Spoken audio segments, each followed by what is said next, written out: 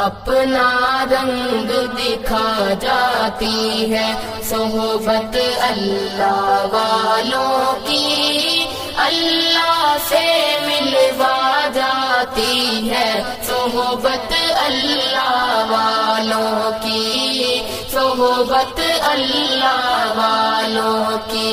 نحمده ونصلی علی رسولہ الکریم، اما بعد۔ نبی کریم صلی اللہ علیہ وسلم کی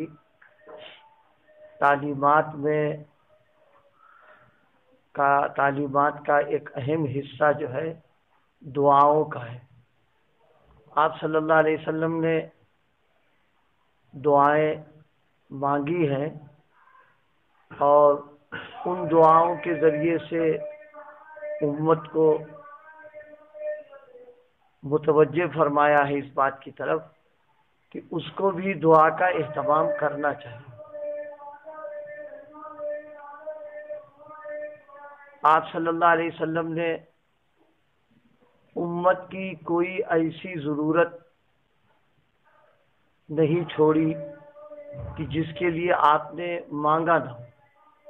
ہماری ہر ضرورت کے لیے آپ کی دعاؤں کے اندر ملتی ہے، اس لیے دعا کا اہتمام کرے اور اہتمام کے ساتھ وہ دعا جو آپ سے منقول ہے، یعنی آپ نے جن الفاظ میں دعائیں مانگی ہیں انہی الفاظ میں دعاؤں کو اگر مانگا جائے تو دو فائدے ہوں گے۔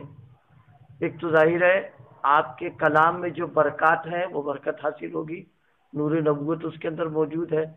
پھر یہ کہ دعا مانگنے کا جو ڈھنگ، جو طریقہ آپ کی دعاؤں میں ہے اور آپ نے کیا ہے، کوئی ویسا مانگ ہی نہیں سکتا ہے۔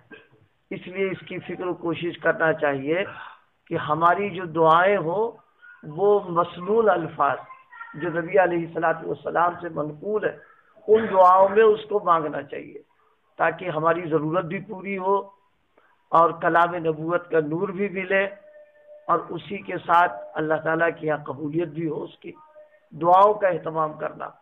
حضور علیہ السلام نے چھوٹی سی چھوٹی چیزوں کو بھی مانگا ہے اور بڑی سی بڑی چیزوں کو بھی مانگا ہے۔ ہر موقع پر دعائیں کی ہیں۔ یہ دعا مانگ کر کے آپ نے گویا امت کے افراد کو اس پر متوجہ کر دیا ہے کہ ہم زندگی کے ہر موڑ پر اللہ تعالیٰ کی نصرت کے، مدد کے، فضل کے محتاج ہیں۔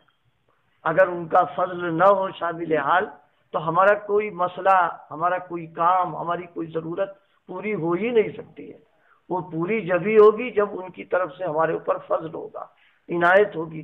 اور فضل و عنایت کا ذریعہ یہی ہے کہ ان کے سامنے ہاتھ پھیلا کر کے مانگا جائے، ان کے سامنے ہاتھ اٹھا کر کے رونا، گر گرانا، آہوزاری کرنا، سوال کرنا، یہ اللہ پاک کو بہت پسند ہے۔ ایک روایت میں آپ صلی اللہ علیہ وسلم نے ارشاد فرمایا ہے، من لم یسأل اللہ یغضب علیہ، کہ جو آدمی اللہ سے مانگتا نہیں ہے اللہ اس سے ناراض ہوتا ہے کہ تم بندے ہو کر کے ہم سے نہیں مانگ رہے ہو۔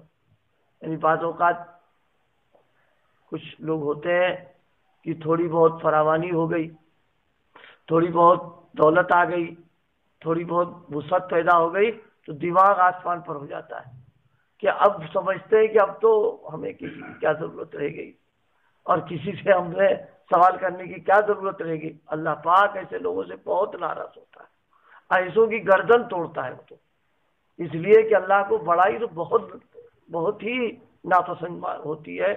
آدمی چند پیسے مل جائے، عہدہ مل جائے، کرسی مل جائے، تھوڑے سے اسباب مہیا ہو جائے، راحت کی شکلیں پیدا ہو جائیں، اس کا تو تقاضا ہے کہ اور زیادہ اللہ سے رجوع ہو جائے کہ اللہ بغیر استحقاق کے سب دے رکھا آپ نے ہم کو، نہ یہ کہ صاحب ان چیزوں میں لگ کر کے انہی سے ہٹ جائے۔ فرمایا من لم یسأل اللہ یغضب، اللہ تعالیٰ ایسے لوگوں سے بہت ناراض ہوتا ہے۔ ایسے لوگوں کے سلسلے میں اللہ تعالیٰ کیسی ان کو سزا دیتا ہے اور کیسے ان کی اصلاح کرتا ہے، بس اللہ ہم سب کی حفاظت فرمائے، ہم سب کی حفاظت فرمائے۔ آدمی جس حال میں بھی ہو تنگی میں ہے تو اور خوشحالی میں ہے تو ہر حال میں اسی در پر پڑا رہنا چاہیے۔ یہ نہیں کہ خوشحالی میں بھول گئے، اب تنگحالی آ گئی تو اب سے شروع کر دیا۔ ایک روایت میں نبی علیہ الصلوۃ والسلام نے ارشاد فرمایا کہ دیکھو، اگر اپنی خوشحالیوں میں تم مجھ کو یاد رکھو گے، اللہ کو یاد رکھیں گے کہ اس نے ہم کو خوشحال بنایا، ہمارے حالات اچھے کر دیے، اسباب دے دیے، ہم کو دنیا دی، دولت دی، مال دیا، اور ہم اللہ کو یاد کر رہے ہیں اس پر، یہ بغیر استحقاق کے ملا ہے ہمارا، ہم کو نہ ہماری صلاحیت کا دخل ہے، نہ ہماری قوت و طاقت کا، علم کوئی دخل نہیں ہے، بس بہر وقت فضل سے عنایت فرما دیا۔ تو فرمایا اگر ایسے موقع پر یاد رکھو گے تو تنگدستی کا جب وقت آئے گا تو اللہ تم کو بھی یاد رکھے گا، اور اگر خوشحالی کے موقع پر بھول گئے، خوشحالی کے موقع پر اترا رہے، کسی کو خاطر میں نہیں لا رہے، دی ہوئی نعمتوں کی شکر گزاری نہیں کر رہے، منیم کی طرف توجہ نہیں کر رہے، تو جو دینا جانتا تو لینا بھی تو جانتا ہے۔ جو آدمی جو ذات خوشحالی کر سکتی ہے، شکنجہ کس بھی تو سکتی ہے وہ، اور اس کی طرف سے مار بھی تو پڑے گی۔ ایسے موقع پر فرمایا اب اگر ہمیں یاد کرو گے تو ہمارا تمہارا کوئی مسئلہ نہیں ہے۔ اس لیے بھائی اس وقت میں جو خاص طور پر توجہ دلانا ہے، آج ہم لوگ اس سے غافل ہو گئے کہ ہم دعاؤں کا اہتمام نہیں کرتے۔ یہ دعا اللہ پاک نے حضور علیہ الصلوۃ والسلام کے صدقے میں ایک ایسی قیمتی نعمت ہم کو عطا فرما دی ہے کہ ہم جب چاہیں، جس وقت چاہیں، اس کے ذریعے سے فائدہ اٹھا سکتے ہیں۔ لیکن ہمارا اپنا حال یہ ہے کہ خوشحالی میں ہے تب تو ہم غفلت میں اتنے ہوتے ہیں کہ ہم کو یاد ہی نہیں رہتا، اور جب آتی ہے تنگی تو اس کو اتنا الجھ جاتے ہیں، ہمیں اتنا الجھنوں میں، پریشانیوں میں، دنیاوی تدابیر میں، کہ ہوش بھی نہیں رہتا کہ کم سے کم رجوع کر لے اس کی طرف جا کر کے۔ اس لیے انسان کے لیے سعادت کی بات، اس کی خوش نصیبی کی بات، ہر حال میں بس اپنے مولا سے جڑا رہے، لگا رہے۔ حضرت نبی کریم علیہ الصلوۃ والسلام کا کیا حال تھا؟ اللہ کے پیغمبر بخشائے، اللہ نے معافی کا اعلان بھی کر دیا، تسلی کے لیے ہم سب نے معاف کر دیا آپ کو، اس کے باوجود آپ کثرت کے ساتھ تلاوت ہے، عبادت ہے، دعا ہے، نمازوں کا اہتمام ہے، ایسا نماز پڑھتے تھے کہ ترس آتا تھا دیکھ کر آپ کو، پیروں میں ورم آ جاتا تھا۔ عرض کیا رسول اللہ آپ تو بخشائے، آپ اتنا کیوں فکر مند ہو رہے ہیں؟ تو بہت پیارا جملہ فرمایا، افلا اکون عبدا شکورا، ارے نعمت ملی اس کی شکر گزاری نہ کریں ہم اللہ کی، یعنی ملنے سے پہلے نعمت کی دعا کر رہے ہیں اللہ مل جائے، اب مل گئی تو شکر بھی تو کرنا ہے اس کا۔ یہ تو آپ صلی اللہ علیہ وسلم نے عمل سے ایک بات بیان فرمائی کہ اللہ کے سامنے محتاجگی، اللہ تعالیٰ کو نیاز مندی، اللہ تعالیٰ کو عبدیت یہ پسند ہے، ہر حال میں پسند ہے۔ اس لیے دعاؤں کا اہتمام ہر حال میں کرنا چاہیے، ہر موقع پر کرنا چاہیے۔ حال اچھا ہے تو بھی دعا تبھی مانگے، اور اگر حال گڑبڑ ہو رہا تو بھی انہی سے مانگے، اس لیے کہ دونوں کام تو وہی بنانے والے ہیں۔ اس لیے بھائی بس اللہ پاک ہم سب کو اس کی فکر دے دے کہ بس ہر موقع پر دعا، اور دیکھیے حضور اکرم علیہ الصلوۃ والسلام کا کتنا احسان ہے، ہر موقع کے لیے جو دعا مناسب تھی وہ مانگی آپ نے، اور مانگ کر کے امت کو بتا دیا کہ تم بھی یہی مانگنا۔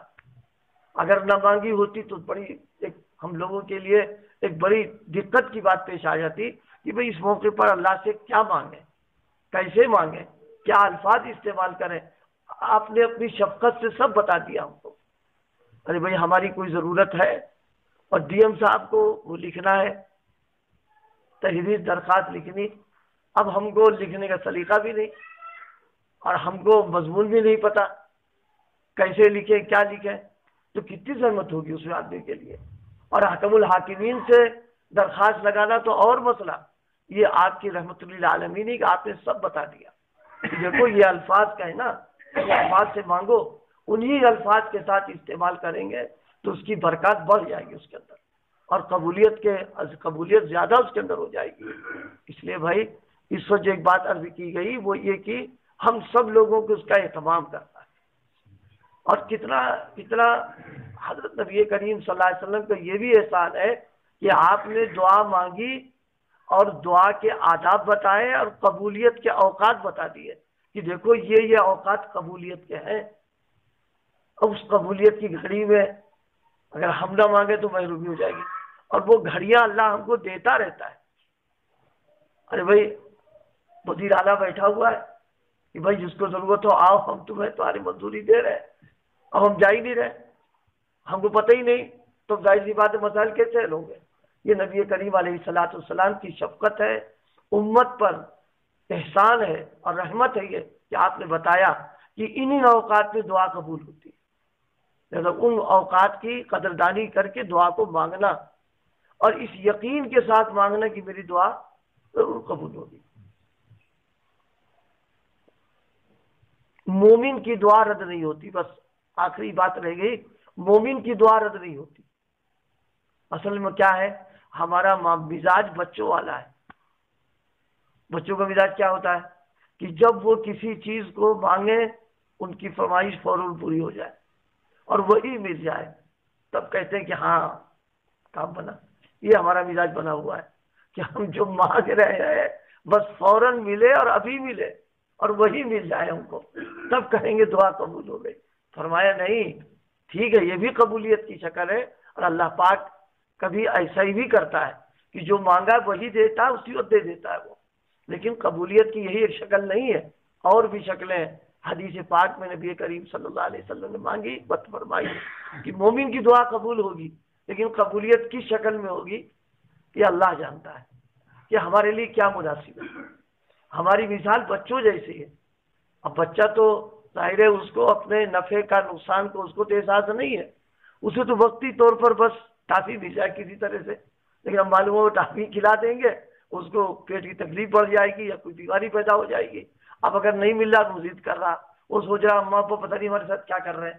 لیکن خیر خواہی یہی ہو رہی ہے کہ اگر وہی چیز دے دیں گے تو نقصان ہو جائے گا اس کا. اس میں تو اللہ تعالیٰ تو ماں باپ سے زیادہ مہربان ہے. اس لیے بھائیوں ہر حال میں دعا مانگنا، ہر حال میں، مصیبت میں ہے تو، آرام میں ہے تو، تنگ دستی میں ہے تو، خوشحالی میں ہے تو، ہر قدم پر اللہ کو یاد کرنا، مانگنا. اور اس کے لیے بہترین طریقہ مسنون دعاؤں کو یاد کرا جائے، مسنون دعاؤں کو پڑھا جائے، بار بار پڑھا جائے، اس کے معنی اور مطالب سمجھے جائیں تو دھیرے دھیرے دعائیں یاد بھی ہو جائیں. کوئی زندگی کا ایسا موڑ نہیں ہے کہ جس کے بارے میں نبی کریم علیہ الصلوۃ والسلام نے دعا نہ سکھائی ہو. حتیٰ کہ بعض چیزیں وہ ہیں جو ہمارے ہم سمجھتے ہیں کہ اس کے لیے کیا دعا ہوگی، لیکن اللہ کے پیغمبر نے اس کے لیے بھی دعا سکھا دی کہ دیکھو اس موقع پر یہ دعا مانگو. مثال کے طور پر آئینہ دیکھتے ہیں ہم لوگ ہیں، شیشہ. اب وہ تو اپنی ضرورت سے دیکھ رہے ہیں کہ بھی بال ٹھیک کرنا ہے اور لمبے بڑھ گئی وہ سب ٹھیک کرنا اپنی. تو اب اس کے لیے کیا دعا ہے؟ جو ضرورت کی چیز ہماری ہے یہی ہے. لیکن رسول اللہ صلی اللہ علیہ وسلم نے ایسے موقع کی دعا بتائی کہ آئینہ جب دیکھو تو دیکھنے کے وقت یہ دعا پڑھ لیا کرو. تو یہ چیزیں جو ہے ہم سب لوگوں کے لیے توجہ دینے کی ہے، ہم سب کی ضرورت کی چیز ہے.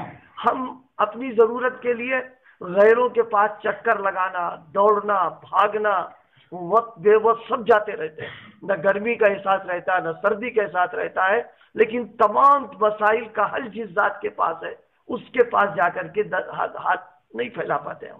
یہ ہماری بہت بڑی کمزوری کی بات ہے. یہ اسباب کے درجے میں ٹھیک ہے، اسباب اختیار کرے آدمی، لیکن آخر درجہ جو ہے یعنی سب سے کیا کہتے ہیں اسباب اختیار کرنے کے بعد میں ہمارا کام ہے مسبب الاسباب سے رجوع کر لینا کہ اللہ تدبیر تو میں نے کر لی ہے، اس تدبیر میں تاثیر پیدا کر دینا اور نتیجہ ہمارا نکل آنا یہ آپ کے قبضے میں. آپ چاہیں گے تو ہو جائے گا، نہیں چاہیں گے تو نہیں ہوگا. اللہ پاک مجھے بھی عمل کی توفیق عطا فرمائے اور آپ کو بھی. سبحان اللہ.